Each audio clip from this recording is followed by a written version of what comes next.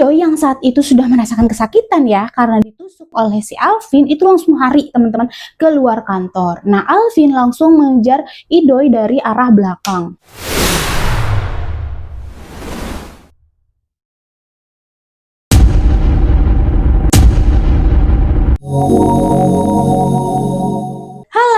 Assalamualaikum semuanya, gimana kabarnya hari ini?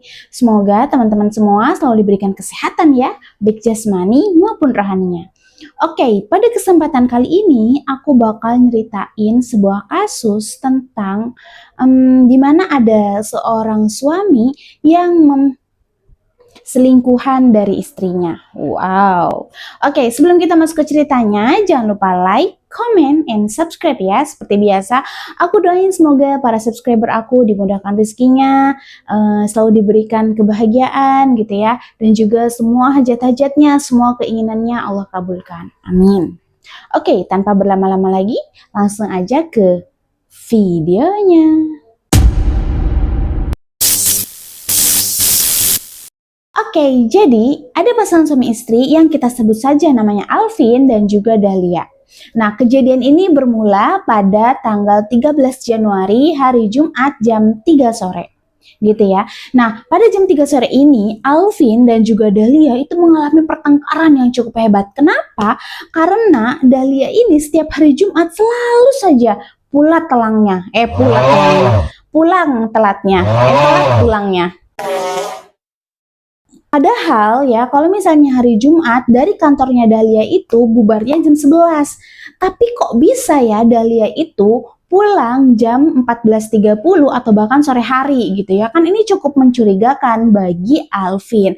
Maka dari itu Alvin mencobalah untuk bertanya kepada Dahlia. Takutnya Kemana? Tadi aku ketemu dulu sama teman-teman. Kayaknya ada yang disembunyiin nih. Sumpah demi Allah, sumpah demi Rasulullah, kalau misalnya kamu bohong, kamu bukan termasuk umat Nabi Muhammad. Jawab jujur. Kamu dari mana? Iya, aku ketemu sama Idoy. Oh my God. Kemana? Aku pergi makan aja kok sama Idoy. Bohong. Gak mungkin makan sampai berjam-jam. Sekali lagi, sumpah demi Allah, sumpah demi Rasulullah, kalau kamu bohong, kamu bukan termasuk umat Nabi Muhammad. Jawab jujur, kamu sama si Idoy kemana? Iya, aku sama Idoy pergi ke hotel. Hotel mana? Hotel Oto. What? Ngapain? Tidur bareng? Iya, aku habis berhubungan. Astagfirullahaladzim, kamu ini berdosa banget. Berapa kali kamu pergi ke hotel sama si Idoy? 3 kali. Kamu gak kasihan tak ke aku? Apa sih salah aku? Kok kamu tega kayak gini?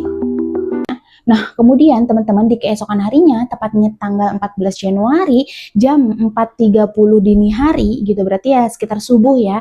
Nah, Alvin ini berangkat nih dari rumah mertuanya gitu ya. Berangkat ketika di perjalanan dia itu sempat kayak duduk-duduk dulu nih di pinggir jalan kayak ya untuk menenangkan diri, meredakan emosi gitu ya. Karena kan kemarin habis bertengkar nih sama istrinya gitu kan.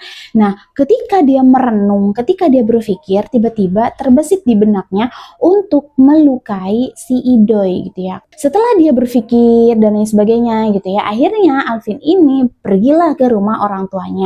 Nah, sesampainya di rumah orang tuanya, dia langsung menuju ke dapur untuk membawa pisau yang tersimpan di lemari kaca. Gitu ya. Nah, lalu di hari yang sama, tepatnya di jam 7 pagi, Alvin ini berangkatlah bekerja ke kantor A gitu ya. Nah, ketika sampai di kantor A, Alvin ini bertemu dengan Hari yang saat itu sedang menyapu halaman gitu. Nah, saat itu Alvin bertanya nih kepada Hari, "Apa Ijat udah datang belum?" "Oh, belum." Kemudian Alvin masuk nih ke dalam kantor, yang mana di kantor itu sudah ada Marni, Arif, Dono, dan juga Idoy ya kan, udah ada nih si Idoy di kantor. Nah saat itu si Alvin nyapa lah gitu ya ke rekan-rekan kerjanya, termasuk juga kepada Idoy gitu. Bahkan Alvin ini sempat salaman dulu nih sama si Idoy gitu kayak, "Bro," gitu, gitulah pokoknya. Lalu Alvin ini menghampirilah Marni gitu ya dengan tanya, "Pak Ijat udah datang belum?" Belum. Nah, setelah bertanya kepada Marni, Alvin ini langsung menghampiri Idoy. Nih, misal, jadi kayak menghampiri si Idoy sambil merangkul leher. Jadi misalnya ini leher nih. Nah, ini muka nih, mukanya Idoy. Nah, jadi gini, dihunuskan ke lehernya si Idoy, gitu ya. Sambil bilang, katanya gini, berani kamu, gitu. Nah, si Idoy ini yang nggak tahu apa-apa, otomatis kayak bertanya, ada apa mas, ada apa, gitu katanya. Nah, tanpa berpikir panjang, si Idoy ya, yang dia lagi gini, itu langsung bahunya Idoy sebelah kanan. Jadi misal dia ada bahu kan di sini nih, kan ini nggak ada bahunya ya. Nah, misalnya ini muka kan gini, ini bahu, terus begini. Itulah pokoknya ya teman-teman, si Idoy yang saat itu sudah merasakan kesakitan ya, karena oleh si Alvin itu langsung lari teman-teman keluar kantor. Nah, Alvin langsung mengejar Idoy dari arah belakang. Lalu Marni yang menyaksikan kejadian ini langsung berteriak gitu kan, Alvin, hentikan, kamu ini kenapa? Kenapa kamu kayak gini? Gitu, intinya Marni itu kayak berteriak lah ya untuk menghentikan si Alvin. Tapi apakah si Alvin berhenti? Tidak teman-teman, Alvin terus si Idoy. Nah, Hari yang saat itu ada di halaman otomatis kayak berusaha untuk melerai juga kan gitu, kayak bilang Vin udah gitu. Nah, tapi nggak digubris juga, dia masih aja si Idoy gitu ya. Sampai Hari itu tanya, ini tuh kenapa sih, apa masalahnya gitu. Nah, tapi di situ Alvin cuma jawab, jangan ikut campur kamu. Saat itu Idoy gitu ya, yang oleh Alvin membuat Idoy itu jatuh. Nah, ketika jatuh, Hari itu kayak berusaha untuk kayak ayo doy gitu, apa kayak bangun, disuruh bangun gitu ya, dia memang disuruh kabur gitu. Lalu pada saat itu Arif dan Dono juga berusaha untuk membawa si Idoy, membawa apa kayak narik gitu loh teman-teman, biar apa, biar menjauh dari si Alvin yang udah kayak kerasukan gitu ya.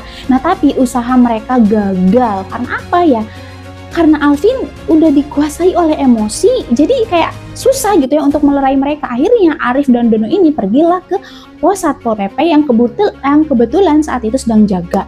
Dilaporkan lah ya bahwa Pak, ada di depan kantor saya gitu, kata Arif dan Dono. Nah, saat itu posisi Idoy udah terus kayak udah mulai lemas lah ya. Saat itu Idoy sempat tanya gitu, ada apa mas gitu, dengan suara kayak udah lemes, udah kayak nggak bisa ngelawan, bahkan buat berdiri aja udah nggak bisa, karena itu Idoy udah berulang kali jatuh gitu ya. Jadi kayak lari jatuh terus aja kayak gitu. Nah, saat Idoy udah jatuh untuk kelima kalinya, teman-teman bayangin, Alvin ini tidak berhenti, justru Idoy ke arah lehernya Idoy.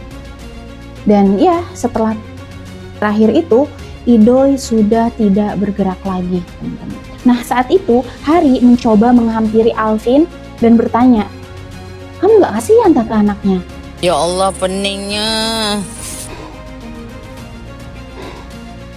Saya gelap.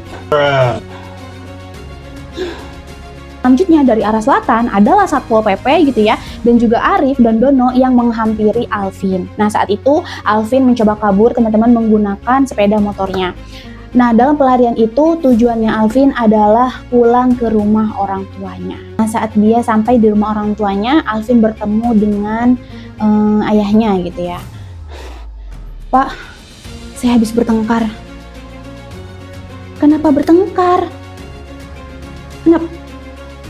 Kenapa kamu bawa harga diri, Pak? Astagfirullahaladzim, kamu ini berdosa banget. Saat itu sang ayah melihat Alvin masih memegang pisau dan juga celananya sudah Selang beberapa waktu, Alvin memutuskan untuk menyerahkan diri ke polisian.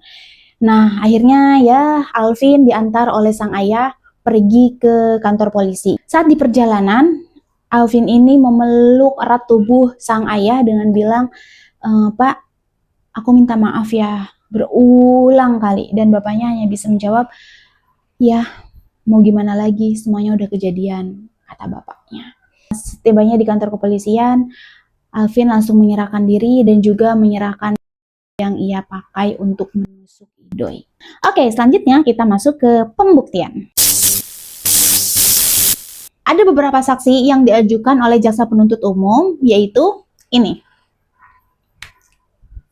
Oke, dari saksi-saksi yang diajukan oleh jaksa penuntut umum, mungkin aku hanya menerangkan dua aja ya, itu pun singkat, yaitu dari ayah kandungnya Idoy dan juga istrinya Idoy. Nah, ayah kandungnya Idoy itu mengatakan bahwa sampai detik ini, sampai persidangan gitu ya, sampai persidangan berlangsung, pihak keluarga belum bisa memaafkan Alvin gitu ya. Bahkan ibunya Idoy saat ini mengalami sakit gitu ya, mengalami trauma juga karena Idoy itu sangat-sangat dekat dengan ibunya gitu dan berharap kalau misalnya Alvin itu dihukum dengan hukuman yang setimpal. Nah, kalau misalnya istrinya itu kan ditanya ya otomatis sama majelis hakim kayak bener nggak sih masalah perselingkuhan itu gitu.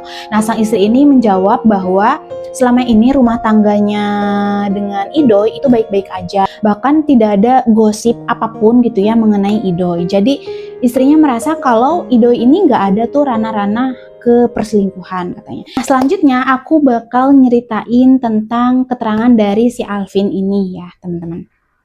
Jadi Alvin itu bilang gini, saat itu saya baru tahu bahwa alasan istri saya telat pulang setiap hari Jumat adalah karena dia bertemu dengan Idoy. Bukan hanya bertemu, bahkan sampai di hotel.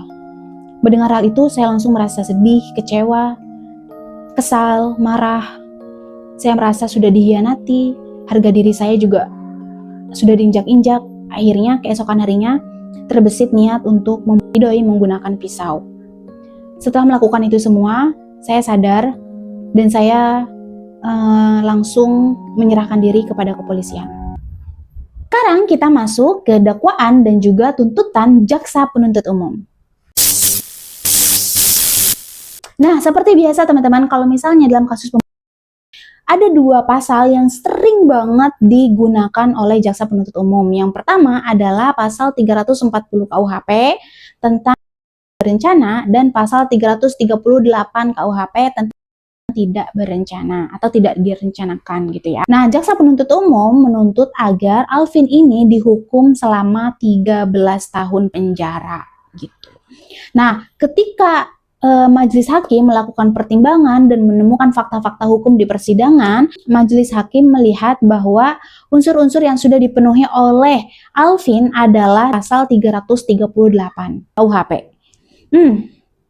Kenapa pasal 338 KUHP ya teman-teman? Padahal pasal 338 KUHP itu kan adalah pasal yang tidak direncanakan. Sedangkan Alvin itu kan bawa dari rumahnya pergi ke kantor. Otomatis itu kan direncanain ya. Tapi majelis hakim melihat kalau kasus ini itu memenuhi pasal 338, bukan pasal 340, katanya gitu. Maka dari itu, majelis hakim menjatuhkan hukuman 10 tahun penjara, teman-teman. Ini udah ada alasan-alasan hal yang memberatkan dan juga alasan-alasan yang meringankan. Alasan-alasan yang memberatkan, yang pertama ya karena dia udah merampasnya orang lain, yang kedua keluarganya gitu ya, keluarganya belum bisa memaafkan Alvin. Untuk yang meringankan karena Alvin ini langsung menyerahkan diri kepada kepolisian. Itu adalah bentuk penyesalan. Jadi itulah yang membuat Alvin diberikan keringanan dari yang 13 tahun menjadi 10 tahun aja. Nah, sekian cerita kasus kali ini. Menurut kalian gimana nih? Apakah hukuman 10 tahun penjara itu hukuman yang cukup untuk Alvin? Apakah terlalu ringan? Apakah terlalu memberatkan? Atau memang udah pas 10 tahun gitu ya? Dengan kronologi yang menurut aku cukup ekstrim gitu ya. Dengan berulang kali Alvin melakukan kepada Idoy. Nah, yang menjadi pertanyaan aku satu teman-teman. Kenapa dalam kasus ini Dahlia istrinya Idoy, Dahlia istrinya Alvin itu tidak dijadikan saksi. Padahal kasus ini semuanya bermula itu dari Dahlia yang mengaku bahwa ia sudah berselingkuh dengan Idoy. Alvin sendiri pun tidak pernah nih melihat Dahlia itu bersama dengan Idoy. Cuma ya dari keterangannya Dahlia aja nih, Alvin tahu kalau Dahlia ini sering pergi dengan Idoy. Sedangkan istrinya pun nggak tahu kalau misalnya suaminya itu sudah berselingkuh dengan Dahlia. Apakah Idoy ini pintar menyembunyikan akhirnya istrinya tidak tahu? Atau Idoy hanya menjadi kambing hitamnya Dahlia gitu? Atau mungkin gimana nih ya? Apakah dianggap tidak penting mungkin ya? Entahlah ya, intinya itu yang menjadi pertanyaan aku. Kenapa Dahlia tidak dijadikan saksi di persidangan? Oke, semoga dari kisah ini kita mengambil banyak pelajaran. Salah satunya adalah jangan pernah mengikuti hawa nafsu sesaat yang bisa memberikan penyesalan selamanya. Gitu ya. Jangan lupa like, comment, and subscribe ya teman-teman. Terima kasih buat yang udah dukung channel aku. Semoga kalian diberikan umur panjang ya. Oke, assalamualaikum semuanya.